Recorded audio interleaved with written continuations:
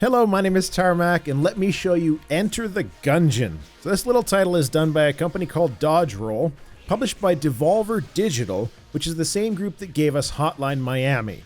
It came out on April 5th for PS4, and then PC, Mac, and Linux via Steam, GOG, and the Humble Store for $15 US. What is Enter the Gungeon? It's a twin-stick shooter, bullet hell, roguelite. That's a mouthful, isn't it? So here, this area here, this is called the Breach. So this is where you start out any particular run you're going to do. The game has 4 main characters. So you got the Marine, the Pilot, the Convict, and the Hunter. And then this little character over here, which is for local co-op. So the game has only local co-op. It doesn't have an online mode. And when you get into it, you see just how fast it is. You can kind of understand why online co-op might not work with the amount of nonsense that's going on the screen at any one time. Each of these characters has a different loadout that they start with. So, for example, the Marine has the crappy little gun, as you would expect, but he's also got a helmet, so that's basically a point of armor, so he can take one more hit, and it also knocks everybody back when that armor gets taken away from him. And then he's got a little radio that can call in a supply drop to refill your ammunition, that kind of stuff.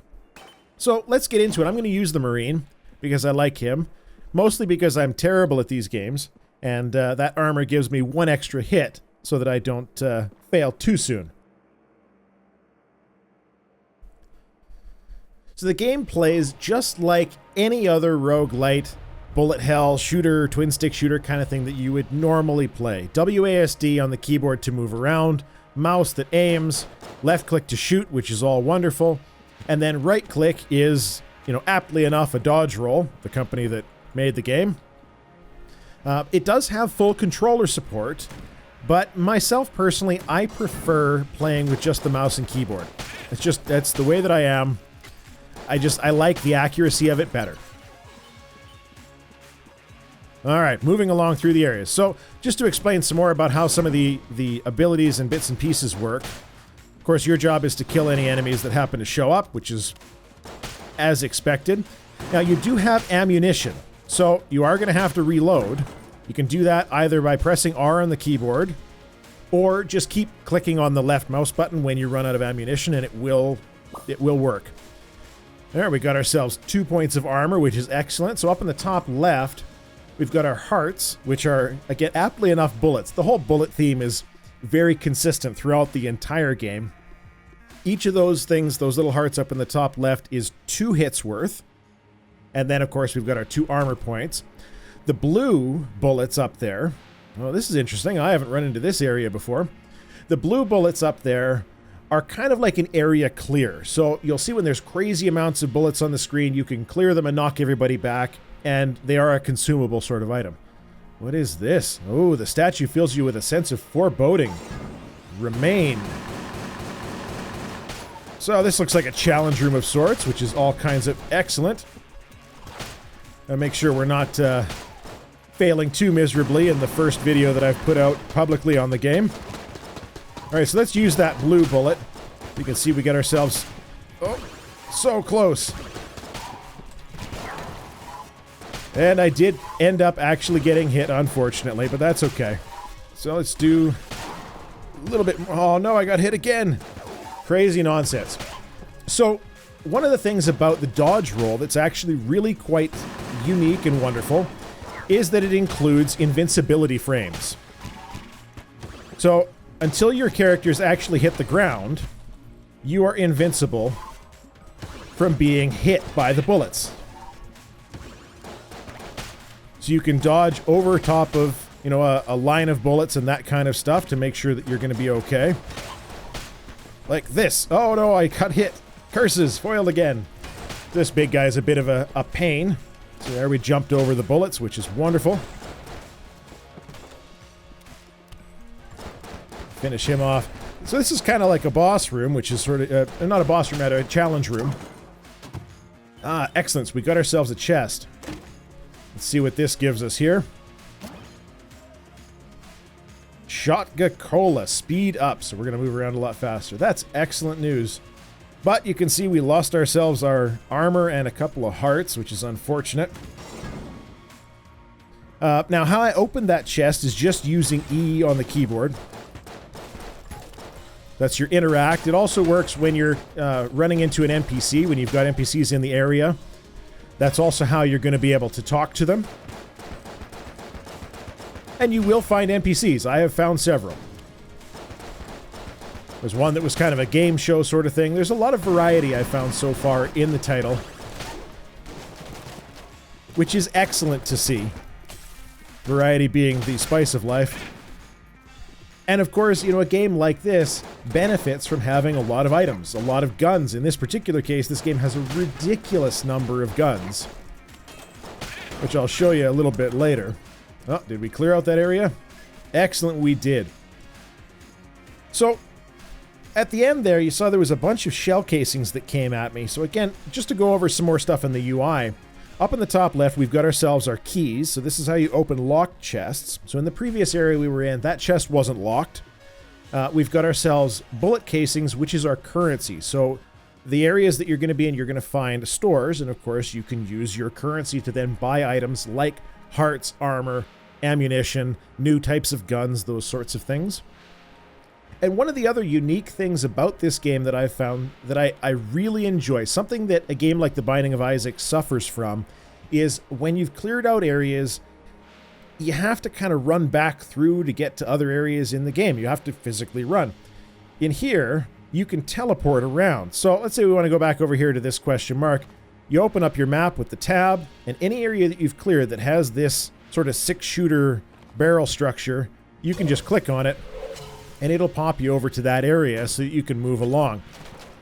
It fits with the general theme of keeping everything really nice and quick in the game. Alright, so we got ourselves a locked chest. Let's see what's in this one. Cog of Battle. Active reload. Interesting. I haven't run into that before.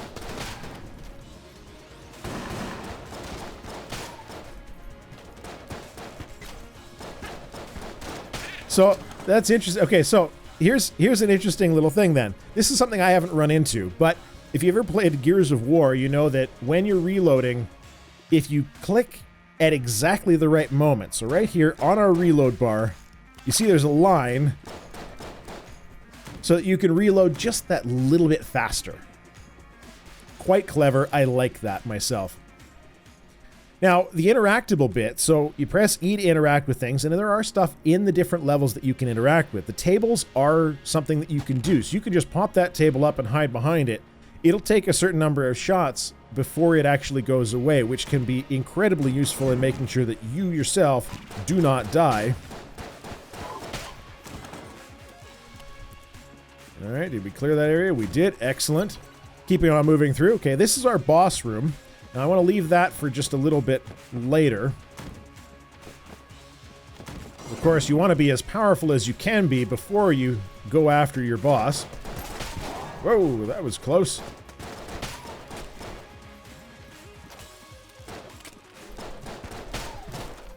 Of course, I'm failing miserably at this active reload thing. Yeah, that was bad. Oh, more things.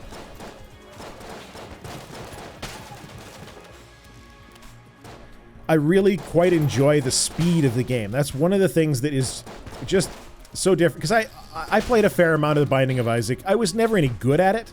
Oh, crap, got hit. But I still enjoyed it. It was still a lot of fun. Alright, moving along. So you'll have different areas, different doors, rather, that you can't open from this side, but there's a pressure plate on the other side. That's how you open it. So you got to kind of go around, which makes a certain amount of sense. Now, the level structure is similar to other games, again, that you're going to have played before. Every level, or every run, has 5 different levels that you can play through. Whoa, that was close. And those 5 levels each have a boss room at the end of them. So that boss room then has some variety. For example, the first level in any run has a possibility of 3 different bosses that you're going to be able to fight.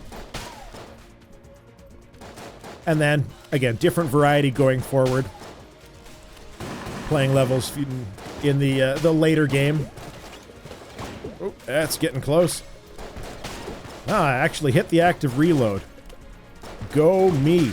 Showing off that quality gaming skill. Oh, missed it there. Just one of those things.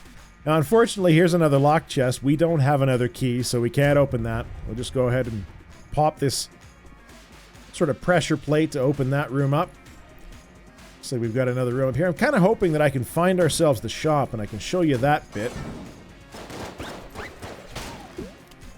Ideally.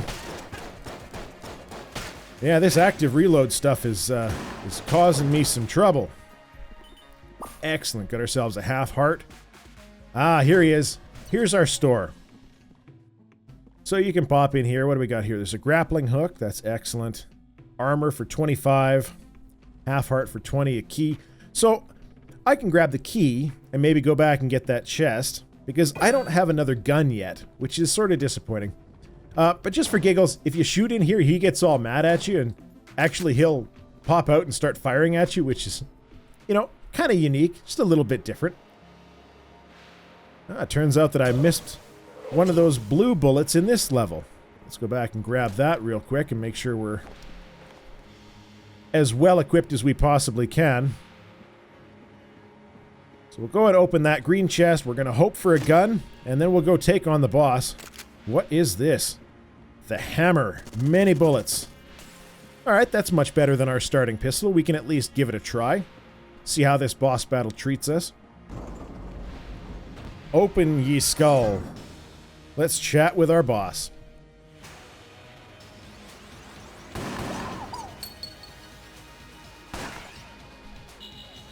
One thing that I really like about Enter the Gungeon is that it starts off much, much quicker than a game like The Binding of Isaac does. Now, it does... This resembles Nuclear Throne a lot more than it resembles The Binding of Isaac. I will totally agree to that.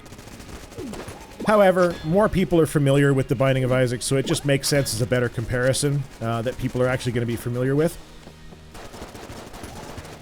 So you're all hopping around, you're just moving like crazy. I'm not even sure what I just shot there. Oh. So that blue bullet is something that comes in really, really handy in order to deal with those crazy situations when you just have nowhere to go. There's bullets everywhere. I'm not doing very well, though. I've only got one more hit, and then it's all over but the crying. Alright, we took out one of them. Moving in the right direction. Gotta keep hopping around like crazy. It's a much better gun than I started with, which is great. Whoa! And it is all over, my friends. That turned out rather well. I'm kind of excited. So every time you kill a boss, you've got yourself a weapon that you'll get, or some kind of item you'll get at the end. You can pick up some hearts and whatnot so you can keep your run going. Siren, Myrrh shotgun. So I haven't seen this before. What does it shoot? Alright, shoots water. Good stuff. And then sometimes there will be stuff down here. These things, these sort of glowing, shiny hologram sort of deals are actually currency that exists outside of the game. Or outside of the run, rather. So we'll pick those up real quick. And I'm going to hop back to the breach because I want to show you a couple of other things there. So the game has ridiculous item variety, as you would expect. So I'm going to grab our Marine, and we'll hop up to some NPCs that I found earlier on to show you those. So a couple of NPCs, there's Ox and Cadence. So we've got this giant golem, and then the chickie with the pink hat. So up in the top right, as you're gathering this currency from bosses that you're killing, you can use it to unlock things. So a lot like, again, a game like The Binding of Isaac, where as you're playing, you're starting to unlock items that are going to show up more and more frequently. You can do the same thing here, except you can actively then spend some of this currency, which is all kinds of wonderful. Just wanted to show that off really briefly. Now, outside of that, it does have a tutorial mode. We got our little door down here for Ser Manuel, the tutorial NPC that teaches you how to play the game. Other than that, this is an interesting title. It starts off so much faster. You feel useful right out of the gate. That's different. That's really, really neat. It performs well. The action is just crazy. We've got our Ammonomicon here that shows off, you know, the different guns that you've got, just to give you some idea of the variety of guns, you know, variety of weapons in this title that I've managed to pick up, and then the ones that I haven't even seen yet. I've seen everything from the proton pack from the Ghostbusters to a t-shirt cannon, a gun that shoots anvils. You know, we've got, again, this what is it? The Murr shotgun that shoots water bubbles. I mean, the item variety is fantastic. The weapon variety is fantastic. It gets ridiculous. Some things are boring. I mean, you know, a basic bow and arrow is not exactly exciting, but, you know, they can't all be great. And then, of course, you've also got a huge variety of items to give you those ridiculously overpowered or potentially ridiculously underpowered runs, depending on what combination of items you get throughout. A whole bunch of different NPC types that you're going to be fighting along the way, and then your bunch of bosses as well. So I have to say, I'm having a blast with it. The difficulty curve feels just right. I have not made it past the second level yet, and I've been doing quite a few runs so far. So I've been having a blast with it. This is Enter the Gungeon by Dodge Roll, published by Devolver Digital. And again, same group that did Hotline Miami. So you know the style of game that they like to get involved in. It came out on April 5th for PS4, Steam, GOG, and Humble Store for PC, Mac, and Linux. $15 US. That's all I got for you. So thanks very much for watching, and cheers. I'll see you for the next one. Bye-bye.